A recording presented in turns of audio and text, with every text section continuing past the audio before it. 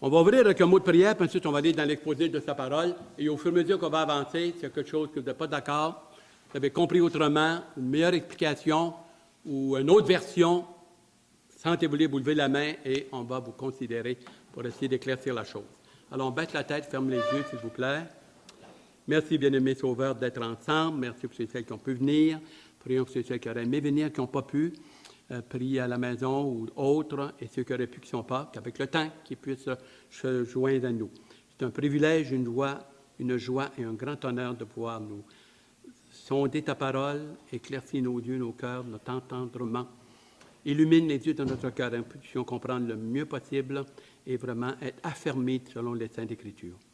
Alors, bénis cette assemblée et tous les groupes évangéliques qui se réunissent ce soir dans la province de Québec et à travers le Canada. Et dans les compassions et les mérites de ton Fils bien-aimé, que nous voulons nous couper devant toi et faire cette étude avec révérence, avec adoration, respect et vraiment gratitude pour les Saintes Écritures. Dans le beau nom de ton Fils. Amen. Amen. Alors, le péché originel a beaucoup de ramifications. Ce n'est pas juste l'ancienne affaire comme ça. Et quand on regarde, et puis ça touche bien large, bien large. On va commencer, alors, vous allez partager, hein? Alors, il y a 3-4 références que je vous donne. Ésaïe 64, si vous voulez regarder, versets 5 et 6. Une autre personne de 2 Corinthiens, chapitre 4, verset 7. Et puis, chapitre 10, le verset 5, toujours dans 2 Corinthiens. C'était Ésaïe 64, le verset 5 et 6. 5 et 6. Oui, 5 et 6, c'est sur le haut de la feuille. Ésaïe 64, 5 et 6.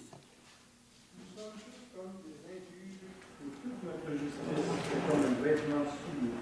Nous sommes tous flétris comme une feuille, et nos crimes nous emportent comme le vent. Il n'y a personne qui invoque ton nom, qui se réveille pour s'attacher à toi. Aussi nous as-tu caché ta face, et nous laisses-tu périr par le fait de nous crimes. Merci. 7 a dit, cependant, ô Éternel, tu es notre Père.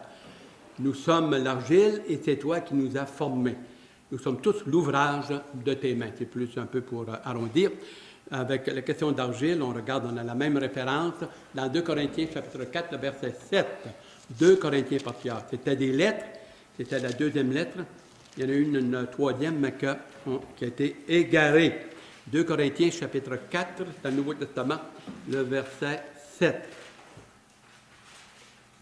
Et restez là parce qu'ensuite, on va tourner quelque part pour aller au chapitre 10. 2 Corinthiens 4, 7. Volontaire, s'il vous plaît. N'importe qui.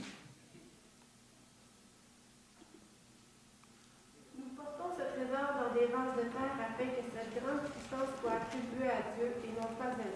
Merci. Merci. Alors, ça, c'est vraiment un passage très, très touchant. Ensuite, vous avez au chapitre 10, alors ça parle de vase à propos de notre corps présentement, c'est facile à comprendre, pas de problème ici. Chapitre 10, le verset 5. Qui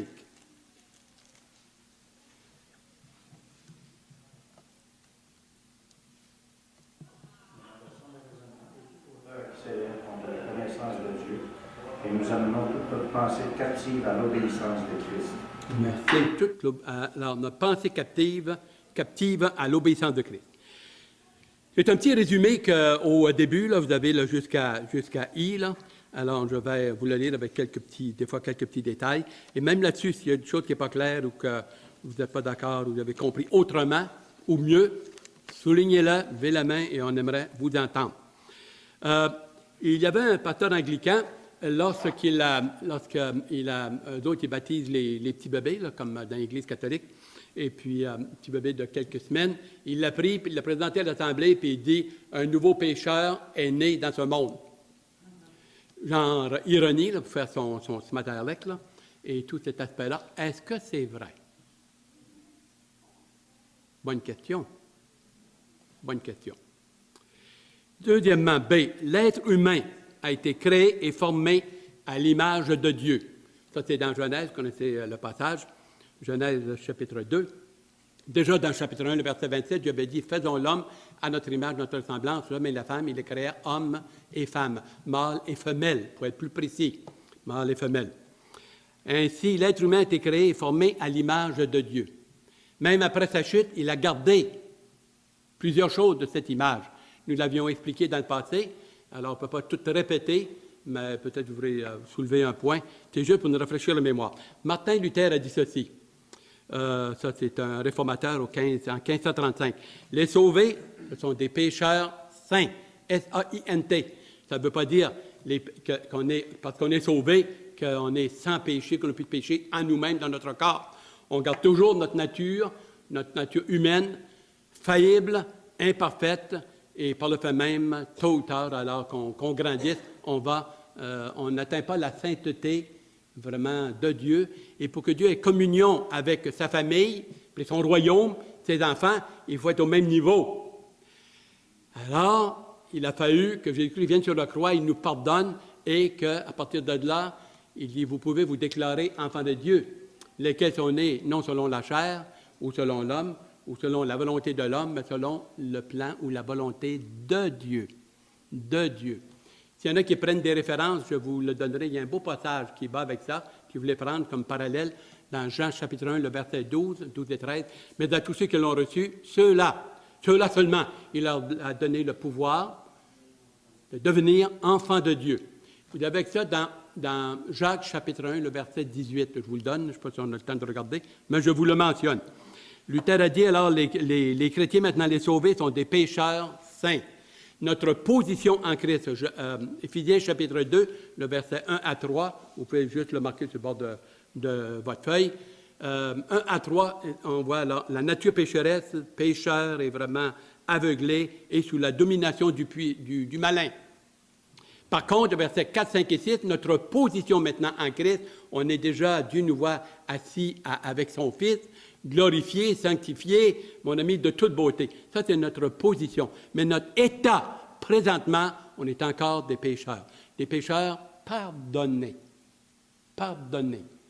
Et alors, l'Esprit de Dieu vient entrer en nous et il se passe 4 choses en même temps. On ne dira pas ce soir parce que les dimanches où je vais prêcher, on entre sur le Saint-Esprit, dans les dimanches, tout le grand thème du Saint-Esprit et également sur les miracles. Il y a tellement de confusion et pas assez clair parfois dans nos milieux évangéliques. On aimerait essayer de mettre ça ensemble puis de vraiment là, se mettre au pas au niveau de cette doctrine. Ensuite, le pécheur a un passé, mais il a un futur.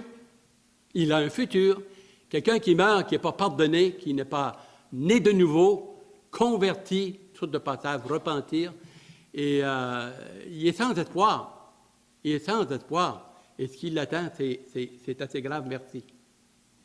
Tandis que là, sauvé, il y a un futur, il y a un avenir, il y a une espérance. La mort est un mur pour le non-sauvé, mais celui qui est né de nouveau, il y a de l'espoir après la mort. En passant, encore vous ne l'aurez pas réalisé, la Bible est le seul livre qui parle après et l'autre bord. Le seul livre unique qui nous dédale tout un exposé dans le livre de l'Apocalypse et dans Thessaloniciens, ce qui se passe sur l'autre bord, ce qui va se passer dans l'avenir, dans sa présence. C'est extraordinaire, c'est unique, ça. Le seul livre au monde qui va au-delà de la mort. Parce que, ce n'est pas quelque chose qu'on a deviné, c'est Dieu nous l'a révélé à travers ses prophètes, l'Ancien et le Nouveau Testament, à travers Révélation, et c'est vraiment un cadeau extraordinaire. Comme dit le cantique, je vis d'espérance et d'amour et de foi. Et mon cœur s'élance vers toi, divin roi. Grande est ma faiblesse, mon indignité, mais dans ta tendresse, tu m'as sauvé. Sauvé. Sauvé de quoi? De la condamnation, de l'esclavage de mes péchés. Romains chapitre 6 et chapitre 7, de l'esclavage du péché. Sauvé de l'ignorance de Dieu. Sauvé de la situation pénible que nous étions, juste avec notre nature humaine et esclave de nos 5 sens, de notre moi. Ensuite, le tous indignes de sa grâce, mais non sans valeur. Il faut faire attention parce qu'on entend parfois, et en étant très sincère, je l'avais mentionné, on va dire qu'on est de la boue, on n'est pas mieux qu'un verre, on est une limace, on ne vaut rien. Ah, c'est pas malin, mon ami, c'est full ratatouille. Et je vais te dire une affaire, le Seigneur n'est pas venu mourir pour une limace ou pour un verre ou pour un peu de poussière. C'est vrai que nous sommes poussière, mais beaucoup plus que cela. Par le péché originel, il y a des choses que l'être humain a perdues, mais il a gardé quand même beaucoup de choses. Et nous avons mentionné l'intelligence, les dons, charismes, c'est extraordinaire. Il est dans les arts, dans la science. Et l'être humain est rendu. Il dit dans Daniel chapitre 12, le verset 4, qu'à la fin, la connaissance augmentera. Et on rentre dans un système de connaissance présentement hallucinant. Alors, tu regardes l'être humain, là, c'est pas une bête, là. Il va se comporter comme un animal peut-être à cause de ses passions, faire des choses exécrables. Mais au niveau de l'intelligence, au niveau des dons que Dieu a donnés à l'humanité, le potentiel, être capable de communiquer, parler, réfléchir, se projeter dans l'avenir, se projeter en arrière. Les animaux ne font pas ça. L'être humain est conscient de lui-même. Je pense, donc je suis, disait, je pense, Jean-Jacques Rousseau. Et il faut bien, je pense, réaliser cette dimension-là. Si je vaux tellement rien, eh bien, le Seigneur est venu pour mourir pour pas grand-chose. Et il nous a fait à son image, sa ressemblance.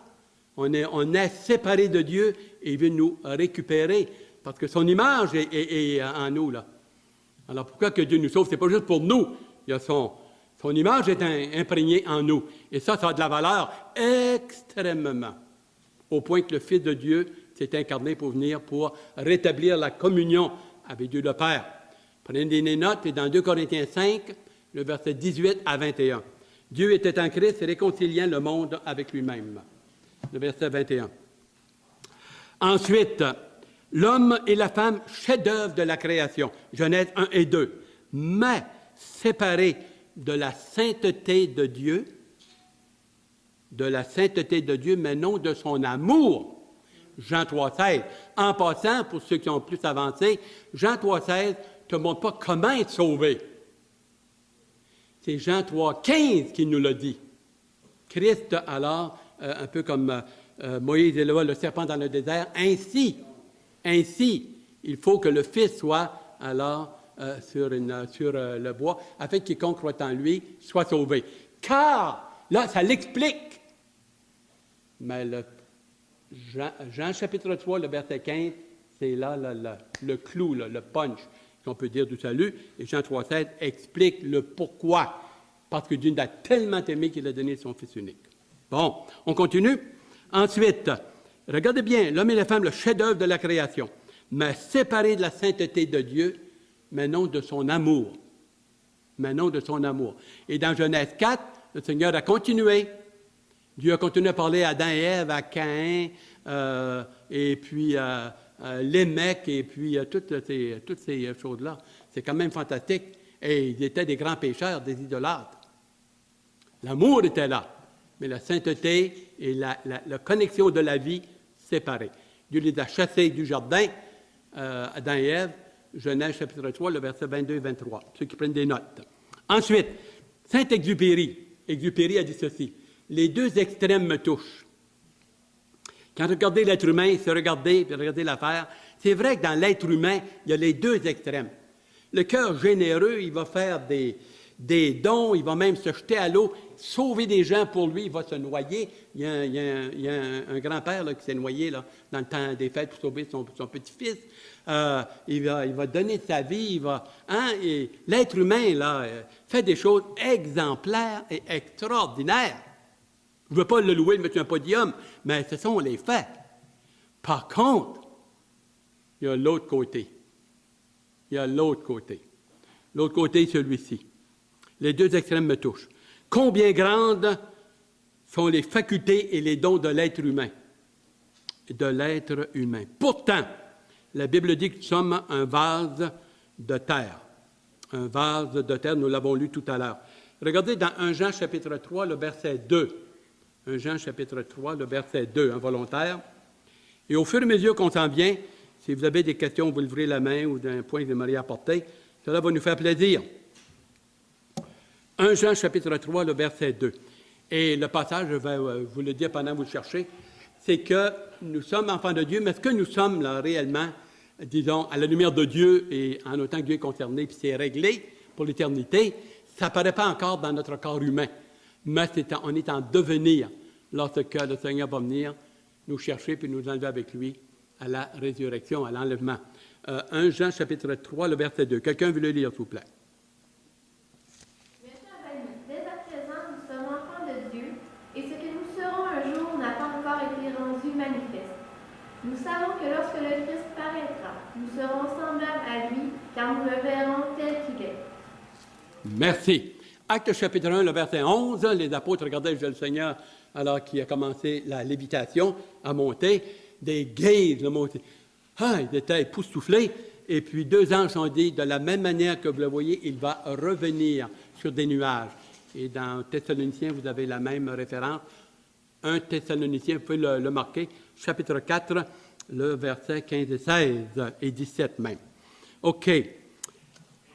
L'être humain, l'homme, présentement, est dissemblable à Dieu dans sa divinité, sainteté, vraiment, dans ses attributs, ça c'est certain. Écoute, on est fait de chair et finalement, par contre, dissemblable de Dieu, supérieur à l'animal dans tout son potentiel, capable d'aimer, de pardonner, de parler, de s'exprimer, réfléchir.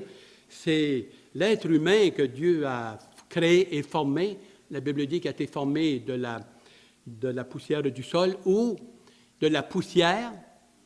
Et puis, il y a des versions qui disent alors de la glaise, qui révèle pas mal du pareil au même. Du pareil au même. Bon. Ensuite, est-ce qu'il y aurait des questions ici avant qu'on avance? Dissemblable de Dieu, supérieur aux animaux dans tous les domaines. Remarquez, après qu'on va finir ces études-là, j'aurai à cœur, si c'est possible, d'apporter des thèmes assez punchés qu'on va apporter. Et un des thèmes que j'aimerais que nous regardions, c'est la science, l'ABC de la science à la lumière de la parole de Dieu ou de Genèse. Et je pense que ça va être assez intéressant. Je pense. Lorsqu'on va vraiment regarder cela. 1.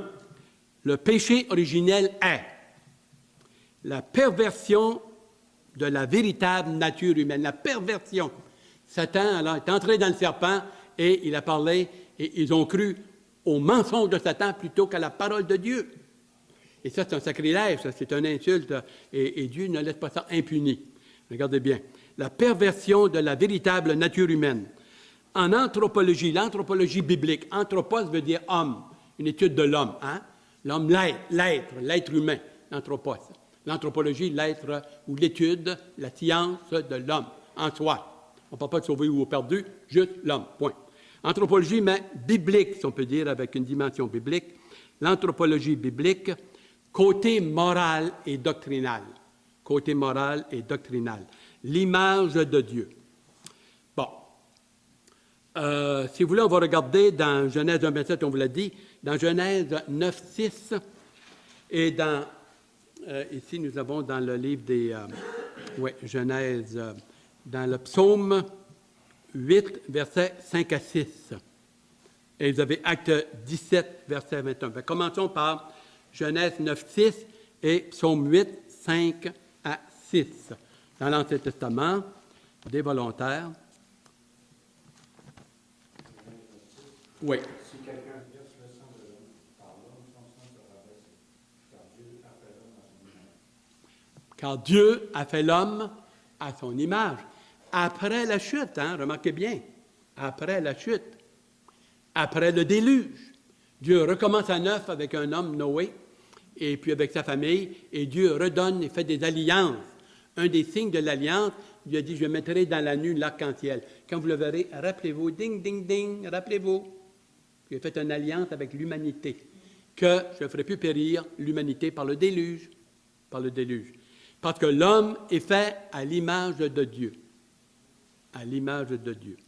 Et c'est pour ça qu'il a établi, avec, quand vous continuez dans le passage, le verset 5, par exemple, où il dit que l'homme, si l'homme verse le sang de l'homme, par l'homme, son sang sera versé. et il établit tranquillement, il commence en semence à établir le droit à l'homme d'enlever la vie à un autre, mais pas individuellement, pas personnellement. Il va établir les juges, il va être examiné, ça prend des témoins, et s'il est fautif, coupable, et il a vraiment calculé son affaire, il mérite la mort. Celui qui prend la vie perd sa vie, bibliquement. Et quand tu dis ça aujourd'hui, dans ce système qu'on est, ceux qui vont nous dire « Ah, c'est de la vengeance, ça ne corrige rien, vous accomplissez quoi? » Ça n'a rien à faire avec ça. Rien à faire avec ça. Pas question de vengeance, de faire semblable. C'est strictement justice.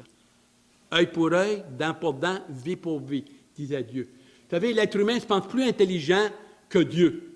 Je pense qu'il est vraiment coupable. Ça a été calculé, médité, comme on voit les massacres qu'on voit. Il a perdu, en autant que Dieu est concerné, il a perdu le droit à sa vie.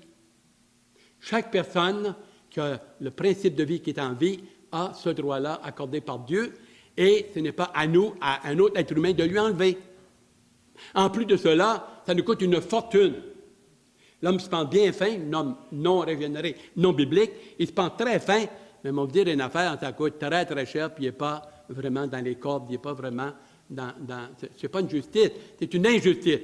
Il est condamné à 15 ans, il fait à peu près 6 ans, il sort, et les gens vont dire il a payé sa dette. Il n'a rien payé, il nous a endettés. Endettés. En plus, bon, il continue sa vie, puis le gros kit, même des avocats, il y en a un là, à Alma, là, paf, derrière la tête d'un autre avocat. Et puis, il sort, mon ami, c'est tout ça là. Il n'y a pas de justice sur la terre. Vraiment, une vraie justice, il n'y en a pas. Il n'y en a pas. L'homme essaie, on a un paquet de beaux livres, très, très bien, intelligent, hein? Intelligent. C'est rempli plein le mur. Ils sont pognés avec un problème majeur. C'est pas que les livres ne sont pas bien structurés, que le code n'est pas merveilleux et magnifique et mirifique. Ils ont un problème de cœur. Le cœur du problème de l'homme, c'est son cœur. C'est sa nature pécheresse. Il est coupé de la communion avec Dieu, avec la lumière de Dieu, avec les principes de Dieu. Et alors, c'est une injustice boiteuse, comme on a dit dans des pays démocratiques. Ouais, c'est une démocratie mal appliquée. Mal appliquée. Que ce soit au Canada, en Angleterre, c'est une démocratie qui est toujours boiteuse. Ça vient de l'être humain pécheur. Son cœur, le cœur est dans l'homme. Il est dit dans Proverbes chapitre 4, le verset 23, « Veille sur ton cœur plus que toute autre chose, car de là découlent les sources de la vie. Communion avec Dieu, de la joie et du bonheur et de la sainteté en Dieu. » Le cœur de l'humanité, c'est pas que le sol est pauvre. Dans les pays de l'Afrique, le sol est riche. En or, en diamants, en pétrole, et partout, du pétrole, puis riche. Le problème, c'est la pauvreté du cœur de l'homme. Il s'accapare, une petite gagne en haut, puis le reste crève en bas. Haïti. Le Canada, depuis 2006, a envoyé 1 milliard, tu cherches la patente, on dit ça fait 3 ans, ils sont encore dans la misère par-dessus la tête. C'est en haut, l'argent se ramasse en haut, et ça ne va pas en bas. Le problème, c'est pas qu'ils n'ont pas reçu des dons. Il y a des gens qui donnent en Haïti là, aux 1000 et aux 100 000. C'est accaparé. C'est plate, c'est valeur et c'est triste. Alors, le potentiel, la perversion, l'anthropologie. Ensuite, vous avez Psaume 8, le verset 5 et 6. Psaume 8, versets 5 et 6. Qui veut le lire? Tandis que l'homme, que tu te souviennes de lui, et le Fils de l'homme, que tu prennes garde à lui. Tu l'as fait de peu inférieur à Dieu, et tu l'as couronné de gloire, de magnificence. Merci. Ça peut référer à Genèse 1 et 2, mais également aujourd'hui. Également, et quand tu continues, tu vas voir, si tu continues le verset 7, par exemple, et on continue, on ne le fera pas ce soir, mais tu regardes. Acte chapitre 17, versets 27 et 29. Très intéressant, Acte 17, versets 27 à 29. Très, très intéressant. S'il y a des questions, vous levez la main, puis on va le regarder. Ça va nous faire plaisir. Si vous n'êtes pas d'accord, ou vous avez une autre explication, parfait, on va la regarder. Acte 17, versets 27 à 29. Bon, des volontaires.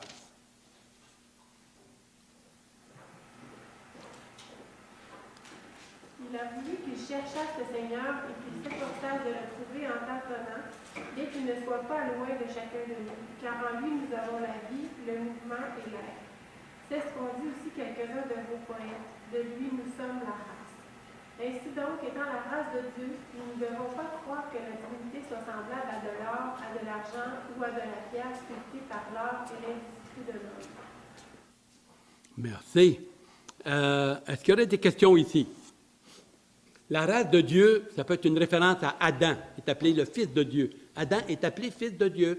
Quand vous regardez dans Matthieu et dans Marc, dans la généalogie, il remonte jusqu'à Adam, fils de Dieu. Comme il y a eu un premier Adam, il y a eu un deuxième Adam.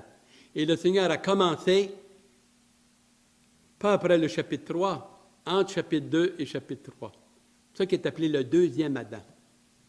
Et lui, il est venu sans péché et sans une nature pécheresse, mais une nature parfaitement humaine. Humaine, exactement comme nous. Ceux qui prennent des notes, je vous le donne, juste comme ça par cœur, vous allez voir. Et dans Hébreux chapitre 2, à partir du verset 12 à 15.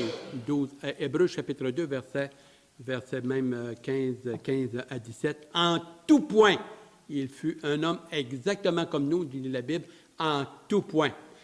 À tel point qu'il est dit dans Ésaïe 53, il n'avait ni beauté ni éclat pour attirer nos regards, et son apparence n'avait rien pour nous plaire. Bien ordinaire physiquement, là, il passait comme, physiquement, là, tout ça. Par contre, sa nature humaine parfaite, en communion avec le Père, sans péché, c'est ça la différence. Et ça, c'est assez extraordinaire. Nous avons ici, dans le passage, il a fait, verset 26, il a fait que tous les hommes sortis d'un seul sang, le mot « sang », il y a des versions qui n'y est pas. Ben, en tout cas, ici, il y a des versions, là, à travers des traductions, ils l'ont mis, et il y a des places qu'ils ne l'ont pas. Habitant sur toute la surface de la terre, ayant déterminé la durée des temps et les bornes de leur demeure. Vous avez ça dans Proverbe 12, le verset 23, ça mentionne cela. Ça mentionne que Dieu a mis des limites.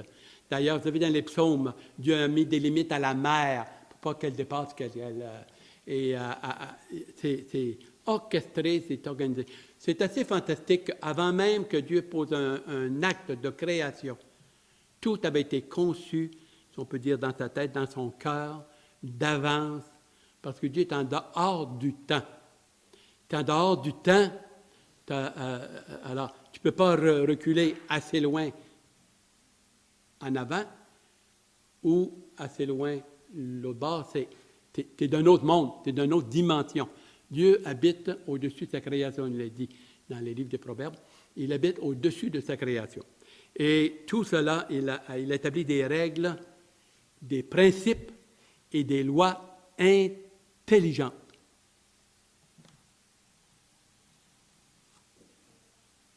Est-ce que Dieu est ici ce soir?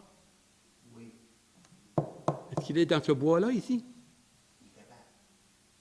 Oh, c'est pas la bonne question.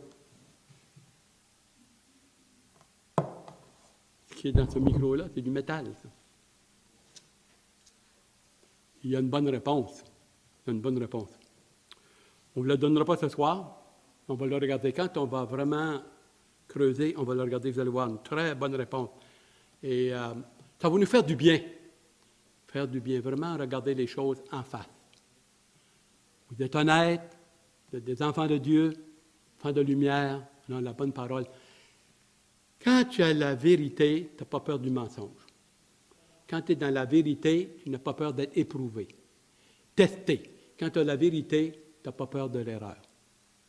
Si tu as peur de l'erreur, c'est parce que tu n'es pas certain de ta vérité. Absolument. Absolument.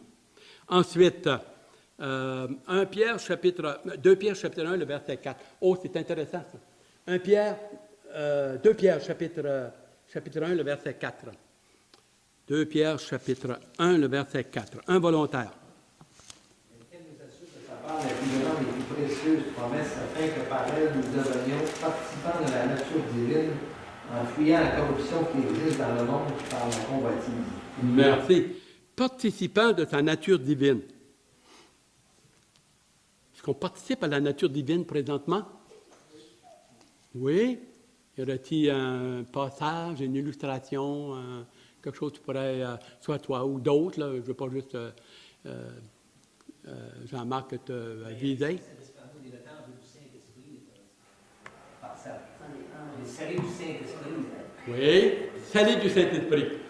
Éphésiens, chapitre 4, le verset 30, et 2 Corinthiens, chapitre 1, le verset 22, ceux qui prennent des notes.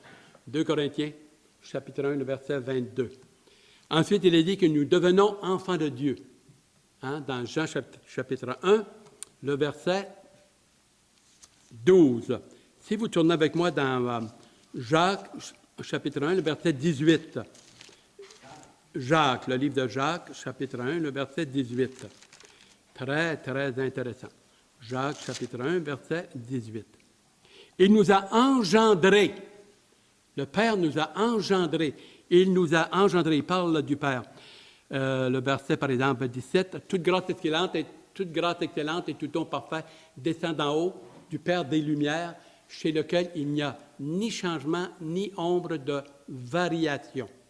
Immuable, mais non flexible. Il est flexible. Changement, ni ombre de variation. Il nous a engendrés. Le Père nous a engendrés selon la volonté, selon sa volonté, par la parole de vérité, afin que vous soyez en quelque sorte les prémices de ces créatures. Dans le plan de Dieu, peut-être même avant les anges. Dans son cœur et dans son plan. Et tout ce qui est à partir de la création que Dieu a fait, c'est un déroulement, c'est un peu comme tout était vu et organisé d'avance dans sa sainteté, sa magnificence, dans son omniscience. Dieu n'a pas de problème. Nous, on en a, mais pas lui. C'est fantastique. Vous savez, quelqu'un a dit ceci, hey, Dieu, c'est quelque chose. C'est pas un détail. C'est pas un détail. Quand tu commences à essayer de t'imaginer, de sonder, disons, là, être Dieu, là, ça t'embarque, ça t'emballe, ça t'émerveille, ça t'émeut, ça touche. Il est autrement et plus grand que nous. Il est notre Créateur, nous sommes sa créature. Des passages fantastiques. Il y a d'autres passages que nous pouvons voir. Dans Romains chapitre 8, le verset 9 et 10, le verset 14. Romains chapitre 8. Le temps avance, mais quand même, ça va bien. Ça va bien. Romains chapitre 8, le verset 9 et 10, verset 14.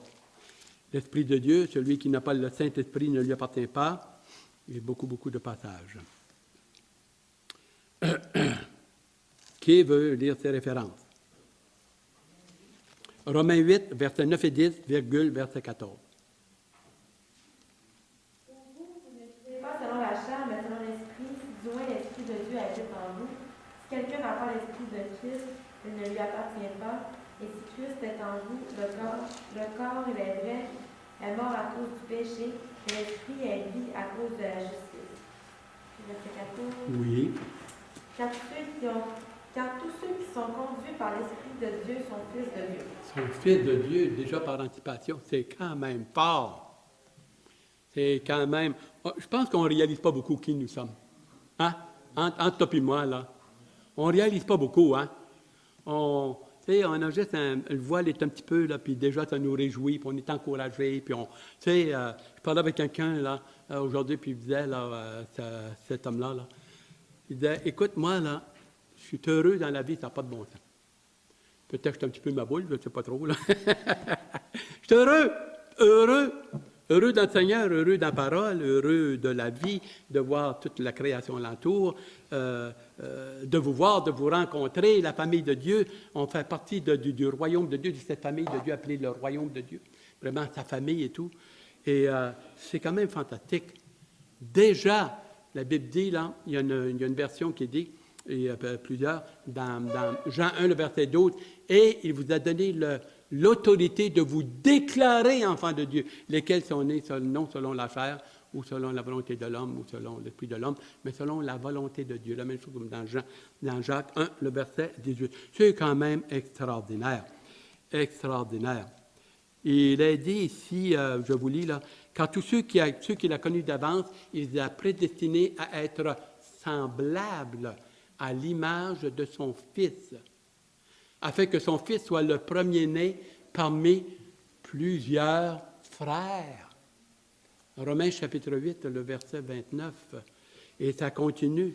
Et ceux qu'il a appelés, il les a justifiés. Ceux qu'il a appelés, il les a sanctifiés. Ceux qu'il a sanctifiés, il les a glorifiés. Que dirons-nous donc à propos de ces choses? Si Dieu est pour nous, qui sera contre nous? Et, je vous donne une explication que je vous avais posée, je ne l'avais pas fait. Dans 1 Jean chapitre 2, verset 18, l'apôtre Paul dit, « Nous avons la pensée de Christ. Nous sommes jugés par personne, et car nous avons la pensée de Dieu, la pensée de Christ. » 1 Corinthiens 2, 18. Et des fois, ça peut être un petit peu embarrassant ou un peu nébuleux pour nous. Et je me suis penché pour vous, pour moi-même aussi.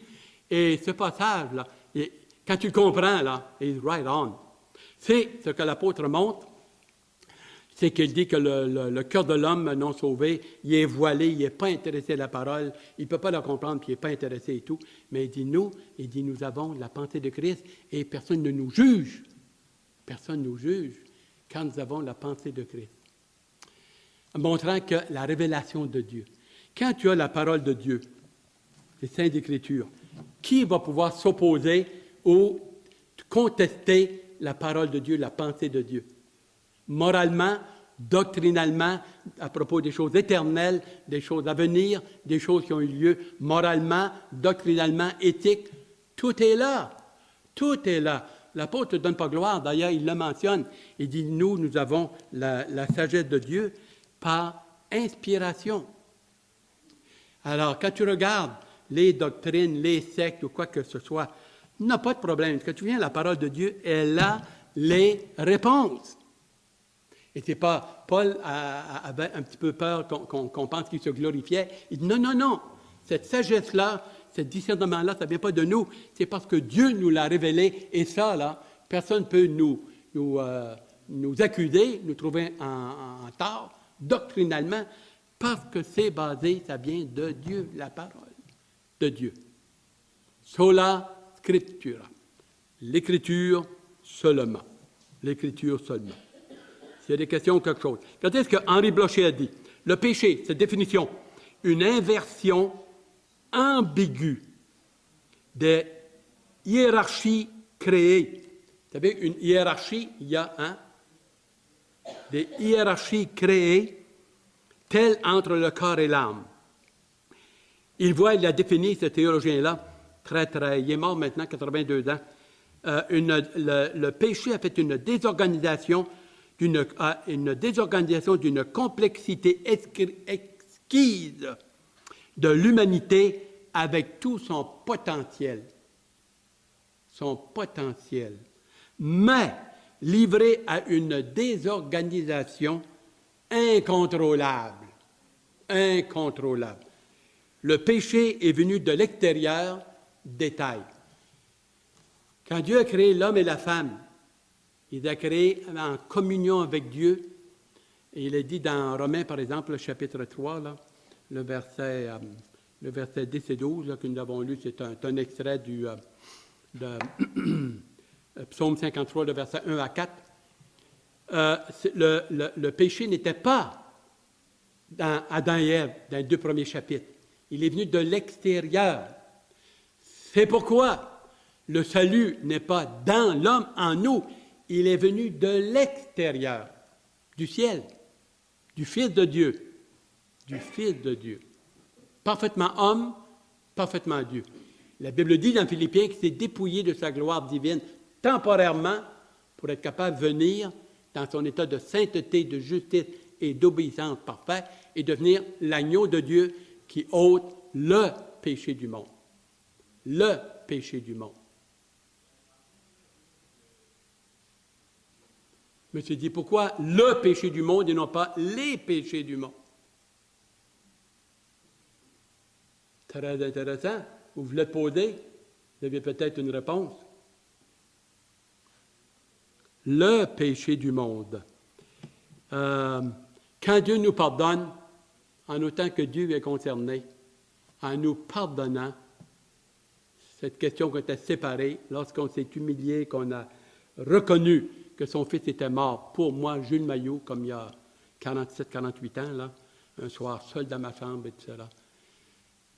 En autant que Dieu est concerné, lavé, il nous regarde, il nous place dans le Fils. Il nous voit dans son Fils déjà, dans le Fils. Comme il dit dans Romains, chapitre 8, là, vous savez, là, le verset 28 à 39. Et puis, aucune condamnation pour ceux qui sont en Jésus-Christ. Aucune condamnation. Romains 8, le verset 1. Aucune condamnation. Et alors, le péché qui nous bloque de la présence de Dieu, de la communion avec Dieu, c'est l'incrédulité. C'est le manque de repentance. C'est le manque de se tourner, de reconnaître que son Fils à la croix, son sang qui a coulé, est la seule chose et la base unique par laquelle Dieu le Père nous pardonne et il recommence à neuf, une nouvelle création, une nouvelle créature, une nouvelle humanité. Philippiens chapitre 2, le verset 17 et 18. Quelqu'un est en Christ, c'est une nouvelle créature ou une nouvelle création. Les choses anciennes sont passées. Toutes choses sont devenues nouvelles. Dieu ne sauve pas des saints, il sauve des pécheurs qu'il pardonne.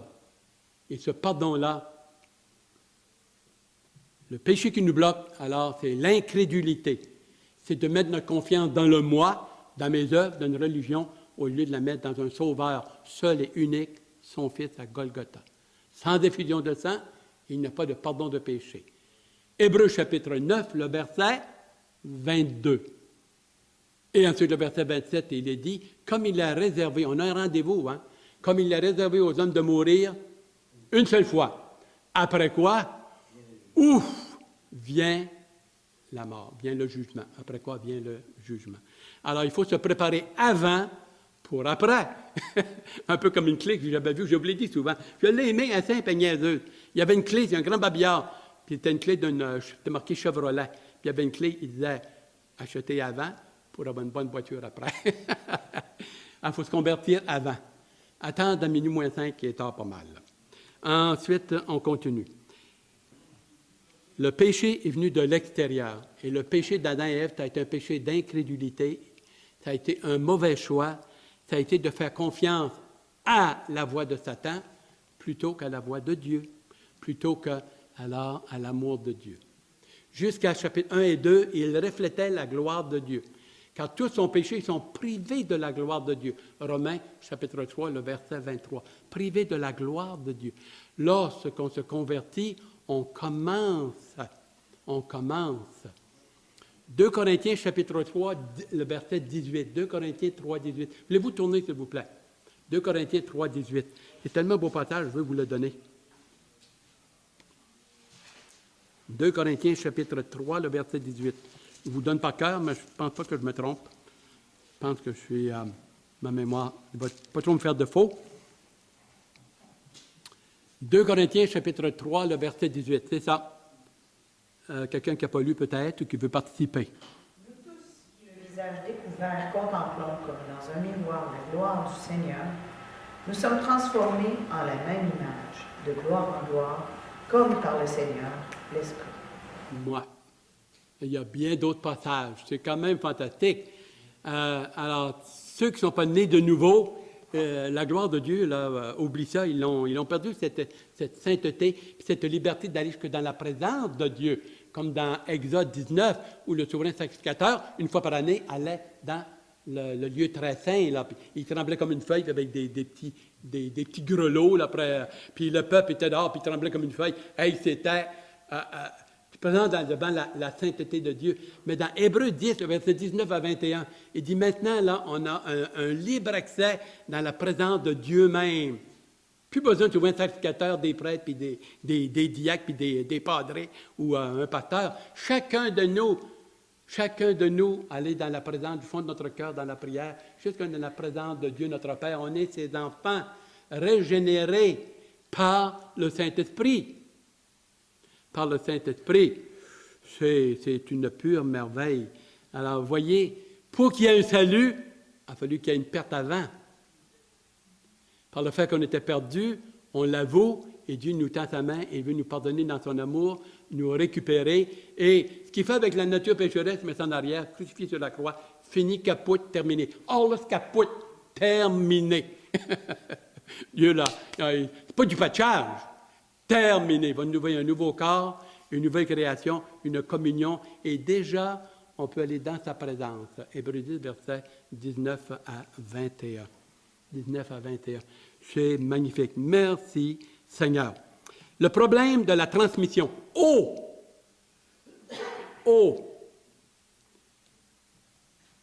La transmission. Comment est-ce que ça s'est transmis? La question Adam et Ève ont péché. C'est le problème, ça. Pourquoi qu'on s'est ramassé avec ça? Pourquoi qu'on se ramasserait avec ça? Il y en a qui appellent ça la culpabilité étrangère d'un autre. Ça fait des milliers d'années, c'est arrivé à Adam et Ève, et écoute, c'est pas moi qui l'ai fait. C'est pas comment faire que je me ramasse et que je peux mourir. Même petit bébé. Pourquoi que les bébés meurent, d'ailleurs? Pourquoi que les bébés meurent, peuvent mourir? Hey. Et on va le regarder la prochaine fois, en profondeur, sérieusement et bibliquement. Venez avec toutes vos questions possibles, ça va nous faire plaisir. Le problème de la transmission. Dieu a dit dans Genèse 2, 17 et 18, « Le jour où tu me désobéiras, ou que tu mangeras de l'arbre de la connaissance du bien et du mal, qui était une prérogative de Dieu seul. Adam et Ève ne l'avaient pas. Eux autres étaient en communion avec lui, et ce que Dieu demandait, c'était une attitude de sainteté et d'obéissance. Lui faire confiance, par obéissance, exprimer leur foi dans sa parole. Ils ont désobéi. Dieu a dit, le jour où tu vas désobéir, tu vas mourir. Ça a été la séparation. Le mot mort veut dire séparation. Séparation d'avec Dieu, première mort, et séparation physiquement de la vie physique. Le mot mort veut dire séparation. Ils ont commencé à être séparés. Dieu les a chassés, séparés. Ce qui est assez intéressant et gracieux, avant même que Dieu fasse tomber la sentence, il avait déjà promis que la semence de la femme, qui alors, avec le temps et les millénaires, serait Jésus-Christ, la semence de la femme. Et non pas la semence de l'homme. Évidemment, l'homme peut pas avoir un enfant, mais Marie a eu un enfant. La femme. La semence de la femme écrasera la tête du serpent. Le serpent, ou le Satan, il va lui blesser le talon, mais ce n'est pas mortel, mais lui, écraser la tête. Tu veux tuer un serpent, coupe-le pas en deux ou au bout d'un pied, il se repatche, se repousse. Mais la tête, capote, terminée. C'est une façon de dire, ça va être une victoire totale. Jean 12, le verset 31, il dit déjà, Satan est jeté dehors. Il est fait. Jean 12, verset 31, ceux qui prennent des notes. Bon, on continue. On termine. Dans Galates, chapitre, on a dans Romains, chapitre 3, verset 10 et 12, nous voyons les deux extrêmes. La méchanceté du cœur de l'homme, qui est une référence d'Ésaïe 53. Il n'y a aucun qui fait le bien, pas un seul. Tous sont égarés, tous sont pervertis. Le gosier est comme ils sont comme... ils sont pécheurs. Quand tu vas un peu plus loin, versets 13, 14 et 15, ils ont le pied léger à verser le sang, c'est le mensonge. Il n'y a pas d'espoir. Romains chapitre 1, la création montre que l'être humain est un idolâtre. Il va s'idolâtrer lui-même, ou il va idolâtrer les choses, ou il va faire des statuts, des affaires semblables à l'homme, qui est une insulte à Dieu. L'homme est à l'image de Dieu. Une image souillée, une image cotorisée, une image séparée de la sainteté de Dieu. Mais il y a encore quelque chose, là. Et alors notre conscience, Romains chapitre 2, 15 à 16, la conscience nous accuse. S'accuse et s'excuse tour à tour. C'est pourquoi l'apôtre Paul dit, ceux qui n'ont pas entendu les Saintes Écritures, le Torah ou l'Ancien Testament, les Saintes Lois, les Saintes Écritures, leur conscience va devenir la loi morale qui va soit les excuser ou les condamner. Selon mon évangile, Romains 2, le verset 16, 15 et 16. Troisièmement, il dit la nature humaine en soi et avec tout ce que tu voudras, il n'est pas capable de sauver par lui-même, il a besoin d'un sauveur. Yahvé, il dit, moi, je vais y aller. Je vais y aller. dans ce passage. Galates chapitre 6, versets 7 et 8, il a dit ceci. Ne vous y trompez pas, on ne se moque pas de Dieu, le verset 6. Ce qu'un homme aura semé, il le récoltera. Hey, c'est une loi, ça, de la nature. Si tu plantes une graine de tomate, tu ne ramasseras pas des choux, mon ami. C'est des tomates, c'est un plant de tomates, un pied de tomate, puis finalement des tomates. Même dans le domaine spirituel, ce sont des lois que Dieu a fixées pour le bien, le bonheur et l'épanouissement et tout cet aspect-là.